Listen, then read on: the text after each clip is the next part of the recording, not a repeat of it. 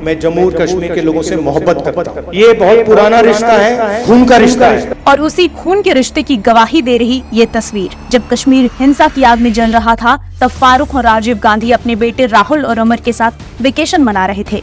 इतिहास गवाह है कि जब जब ये परिवारवादी पार्टियां साथ आई, कश्मीर की बर्बादी साथ लाई।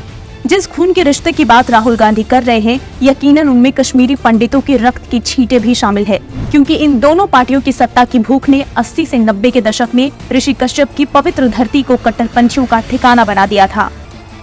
पहले बाप, अब बेटे भी आए साथ। कश्मीर को बर्बाद करने के लिए 1986 में पहली बार राजीव गांधी और फारूक अब्दुल्ला ने हाथ मिलाया था, और अब उनकी औलादों ने भी।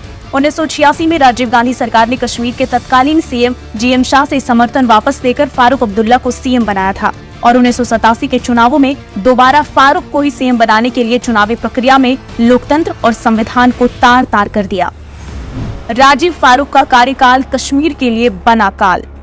1987 में फारूक सीएम बन चुके थे, लेकिन चुनाव में हुई धांधली से नाराज कश्मीरियों का लोकतंत्र और संविधान से विश्वास उठ गया था, और इसी मौके का फायदा उठाते हुए पाकिस्तानियों ने अलगाववादियों की फौज तैयार की।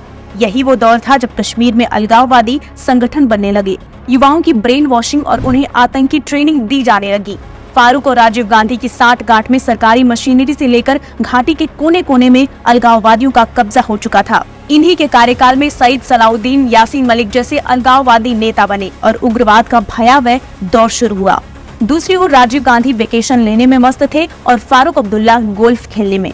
कश्मीरी पंडितों को धमकियां दी जा रही थी। 1989 में देश के गृह मंत्री की बेटी रुबैया सईद को आतंकियों ने अगवा कर लिया था, और तब फारूक साहब विदेश में थे।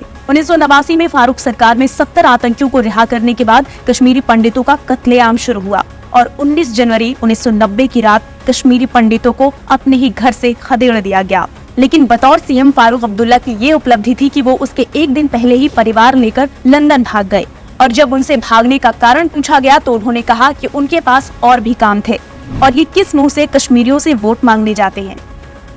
शेख अब्दुल्ला का नेहरू इंदिरा से गहरा नाता। राहुल गांधी जिस खून के रिश्ते की बात कर रहे थे, वो मानिए खून के रिश्ते से भी बढ़कर था।